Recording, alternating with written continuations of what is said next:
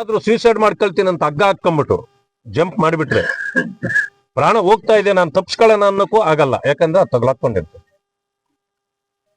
But ಹುಲ್ಲಿನ ಮೇಲೆ ಹಂಗಲ್ಲ, ಒಂದು ಸಣ್ಣ ಬೆಂಕಿ ಹಿಂಗ್ ಹಂಚಿದ ತಕ್ಷಣ ಸೂಸೈಡ್ ಮಾಡ್ಕೊಳ್ಬೇಕು ಅನ್ನೋರು ಕೂಡ ಬೆಂಕಿ ತಗಲ್ ತಕ್ಷಣ ದೂರ ಓಡೋಗ್ತಾರೆ.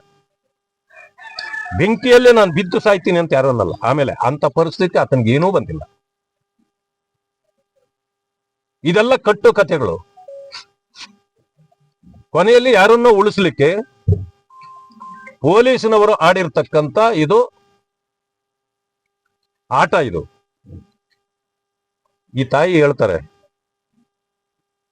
ನೀನು ಚಪ್ಪಲಿ ಯಾವ್ದು ಹಾಕಿದ್ನಮ್ಮ, ಯಾವ ಕಂಪನಿದು ಚಪ್ಪಲಿ ಇದು? ಪೊಲೀಸ್ನವ್ರ ಕೆಲಸ, ಹೆಣ್ಣು ಮಗಳನ್ನ ಕೇಳೋ ಕೆಲಸ ಇದು. ಯಾವ ಬಣ್ಣ ಬಟ್ಟೆ ಹಾಕಿದ್ದ ನೀನು? ಅವನಿಗೆ ಊಟ ತಗೊಂಬಂದಲ್ಲ, ಯಾವ ಹೋಟ್ಲಲ್ಲಿ ತಗೊಂಬಂದೆ?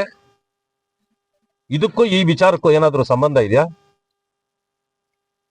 This is totally a negligence. And ಇವ್ರು ಬೇಕು ಅಂತಲೇ ಅವರನ್ನ ಉಳಿಸ್ಲಿಕ್ಕೆ ಮಾಡಿರ್ತಕ್ಕಂಥ ಕ್ರಮ. ಆದ್ರಿಂದ ಸರ್ಕಾರ ಇದರ ಈ ಸಾವಿನ ಹೊಣೆ ಹೊರಬೇಕಾಗಿದೆ. ಸರ್ಕಾರ ಹೊರಬೇಕಾಗಿದೆ. ಈ ಸರ್ಕಾರಕ್ಕೆ ಪ್ರಾಣಗಳಿಗೆ ಬೆಲೆ ಇಲ್ಲ. ಈ ಸರ್ಕಾರದಲ್ಲಿ ಯಾರನ್ನ ಮೆಚ್ಚಿಸ್ಲಿಕ್ಕೆ, ಯಾರನ್ನ ಉಳಿಸ್ಲಿಕ್ಕೆ ಈ ರೀತಿ ಕ್ರಮ ಕೈಗೊಳ್ತಿದ್ದಾರೆ? ನಾನು ಒಂದು ಮಾತು ಹೇಳ್ತೇನೆ, ಇಲ್ಲಿ ಜಾತಿ ಪ್ರಶ್ನೆ ಬೇಕಾಗಿಲ್ಲ ನನಗೆ. ಆಕ್ಸಿಡೆಂಟಲಿ ಈ may be A scheduled cost man. ಈ ಜಾತಿನ ಅಟ್ಯಾಕ್ ಮಾಡಿದ್ರು ಅಂತ ನಾನು ಹೇಳಲ್ಲ. ಒಬ್ಬ ವ್ಯಕ್ತಿಯನ್ನು ಈ ರೀತಿ ಯಾರೇ ಆಗಿರ್ಲಿ, ಯಾವ ಜಾತಿ ಆಗಿರಲಿ ಮಾಡಬಾರ್ದು. ನಮಗೆ ಬೇಕಾಗಿರೋದು ಸತ್ಯವೇ ಹೊರತು ಬೇರೇನೂ ಅಲ್ಲ.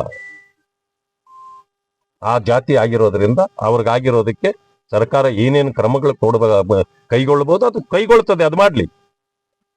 ಅದು ನನ್ನ ಪ್ರಶ್ನೆ ಅಲ್ಲ. ಮಾನವೀಯ ದೃಷ್ಟಿಯಿಂದ ಅನ್ಯಾಯ ಆದವರಿಗೆ ಅನ್ಯಾಯ ಮಾಡಿದವರು ಯಾರು, ಇದು ಸತ್ಯಾಸತ್ಯತೆಗಳು ಹೊರಗೆ ಬರಬೇಕು. ಆಗಿದ್ಯಾಕೆ?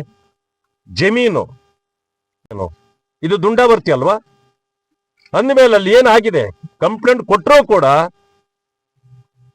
ನೀವು ಅದನ್ನ ಇನ್ವೆಸ್ಟಿಗೇಟ್ ಮಾಡದೆ ಪರಿಶೀಲನೆ ಮಾಡಿ ಏನಾದ್ರೂ ಮಾಡಿದ್ರೆ ಆ ವ್ಯಕ್ತಿ ಉಳ್ಕೊಳ್ತಿದ್ದ.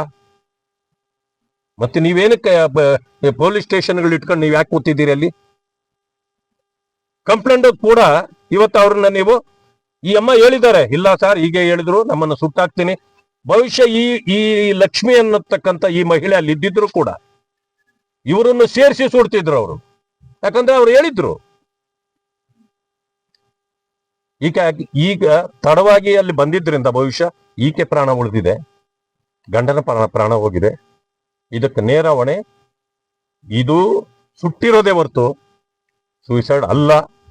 ಈ ಸುಳ್ಳುಗಳನ್ನ ನೋಡಿ, ನಮಗೆ ಬೇರೆಯವರ ಮನಸ್ಥಿತಿಗಿಂತ ನಮ್ಮನ್ನ ಕಾವಲು ಕಾಯ್ತೀವಿ ಅಂತಕ್ಕಂಥ ಯಾರು ಪೊಲೀಸ್ನವರಿದ್ದಾರೆ ಅವರಿಂದಲೇ ಈ ಜನಾಂಗಗಳಿಗೆ ಬಹಳ ಅನ್ಯಾಯ ಆಗ್ತಾ ಇರೋದು.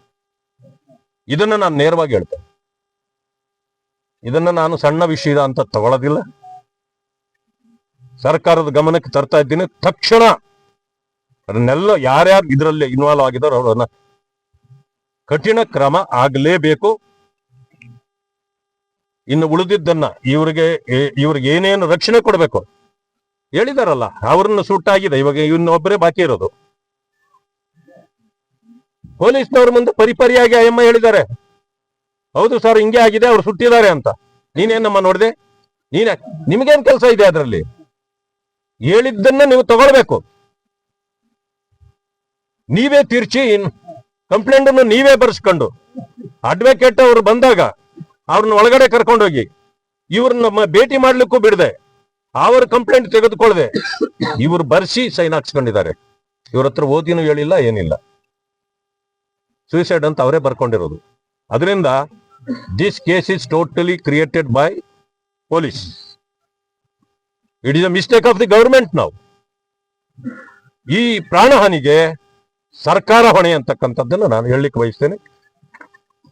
ಮಾನ್ಯ ಮುಖ್ಯಮಂತ್ರಿಗಳು, ಮಾನ್ಯ ಗೃಹ ಸಚಿವರು ಇದನ್ನ ತೀವ್ರವಾಗಿ ಪರಿಗಣಿಸಬೇಕು. ಇಲ್ಲ ಅಂತಂದ್ರೆ ಇದು ದೊಡ್ಡ ಒಂದು ಹೋರಾಟವನ್ನ ನಾವು ಮತ್ತೆ ನಮ್ಮ ಮಹೇಶ್ ಅವರು ಬಂದಿದ್ದಾರೆ, ಎಕ್ಸ್ ಮಿನಿಸ್ಟ್ರು, ಮತ್ತೊಬ್ಬ ಎಕ್ಸ್ ಮಿನಿಸ್ಟ್ರು ನಮ್ಮ ನಾರಾಯಣಗೌಡರು ಇದ್ದಾರೆ, ನಮ್ಮ ಇದೊಂದು ಹೃದ್ರಾವಕ ಕೃತ್ಯ ಅಂತ ನನಗನ್ಸ್ತದೆ.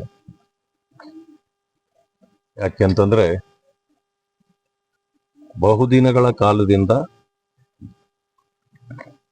ಈ ಅನಿಲ್ ಕುಮಾರ್ ಎಂಬುವರೆಗೂ, ವಿಜಯ್ ಕುಮಾರ್ ಎಂಬುವರೆಗೂ ಆಗಿಂದಾಗ್ಗೆ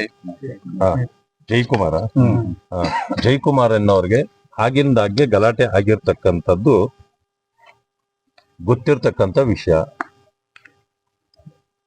ಇವರು 16ನೇ ತಾರೀಕು, ಅದಕ್ಕೆ ಮುಂಚೆನೂ ಕಂಪ್ಲೇಂಟ್ ಕೊಟ್ಟಿದ್ದಾರೆ. 16ನೇ ತಾರೀಕು ಈ ತಿಂಗಳು ಪೊಲೀಸ್ನವ್ರಿಗೆ ದೂರು ಕೊಟ್ಟಿದ್ದಾರೆ.